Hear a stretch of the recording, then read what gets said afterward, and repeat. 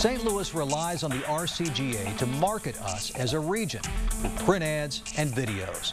But critics of the RCGA say some of the most effective spots selling St. Louis have been done by people ignored by the corporate and civic power brokers who fund and control the RCGA. Welcome down, guys. Wow, where are you guys from? All over. All right, well, welcome down. Just sit wherever you need to. The Royale Food and Spirits is the kind of place rarely sold by the people selling St. Louis. It's actually really good. I had some of this last night, too. Owner Stephen Fitzpatrick Smith has a deep and affordable menu. For you? I'm going to have the burger. But we're not here for lunch.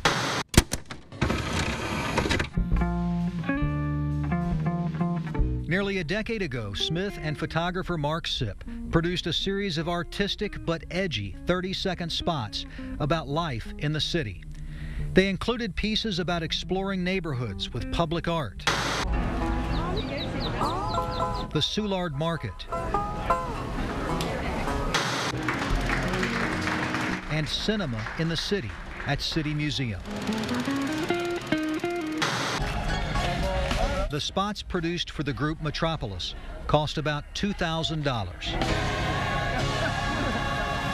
I had originally contacted the RCGA about doing these spots, and I gave them sort of a brief outline of what I was looking to do, and I contacted Dick Fleming and every single person that I could contact in the organization about it. But he says the regional chamber showed no interest in the project. Do I have a place at the table? Not necessarily me, but there could be other people like me.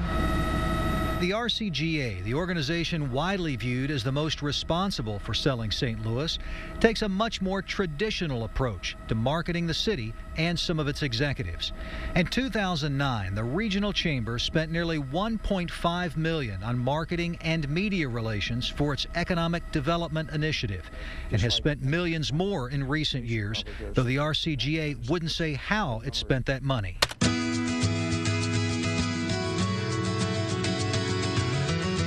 The RCGA's videos look very professional, and some of them provide the kind of personal glimpses into St. Louis life that were found in the tiny budget of Stephen Fitzpatrick Smith.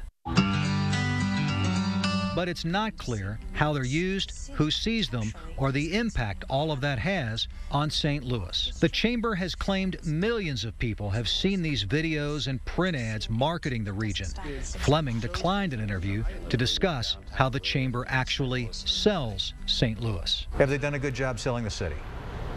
Not that I've been aware of, really. They haven't seen anything that's really come out of there that I've felt that has really hit anything right on the mark. In recent years, the RCGA has used the Perfectly Centered, Remarkably Connected campaign, pushing the quality of life, low cost of living, and opportunities for business in St. Louis. We're getting our money's worth from the RCGA. St. Louis Mayor Francis Slay says the city gives the regional chamber $100,000 a year, about the cost of 2 lower to mid-level employees. The power that they bring to the table with the advertisement, the marketing, the business community, and all the money that they put in, I mean, it's a multi-million-dollar expenditure on economic development that they spend to promote the region and the city, which we benefit from. The chamber refused to provide us with copies of its videos. Hello, I'm Dick Fleming, President and CEO of the St. Louis Regional Chamber and Growth Association, the RCGA. We got these from the RCGA's YouTube channel.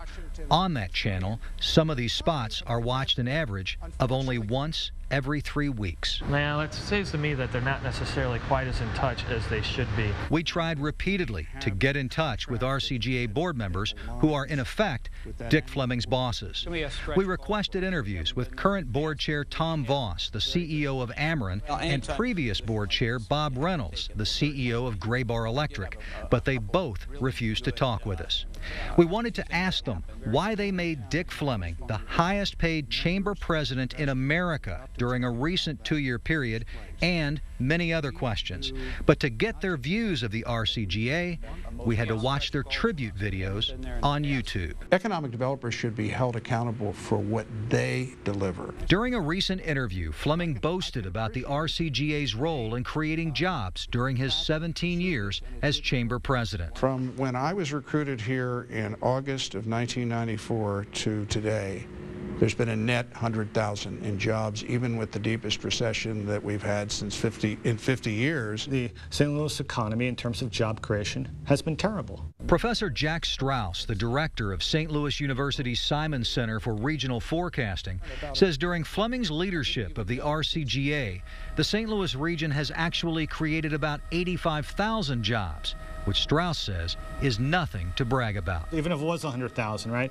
St. Louis has created jobs at half the rate of the nation as a whole. We've created jobs at a much slower rate than Kansas City, at a much slower rate than Indianapolis, than Denver, than nearly all cities you can name that are our size. Well, clearly the RCGA does not pay for performance, because if they did pay for performance, he would not be the highest paid. He would be less than average, because our performance in terms of job creation is substantially less than average. Since Mayor Slay considered the RCGA's marketing a bargain, we asked the city if it would show us any economic development that it could credit to the direct involvement of the regional chamber. We made that request 2 weeks ago, and the city still hasn't given us a single example. When we come back, we investigate the China Hub project, who wins, who loses, and why some critics say it's destined to fail. I've never seen such foolhardy, unaccountable public policy around an air cargo effort in North America in my 20 years in the business.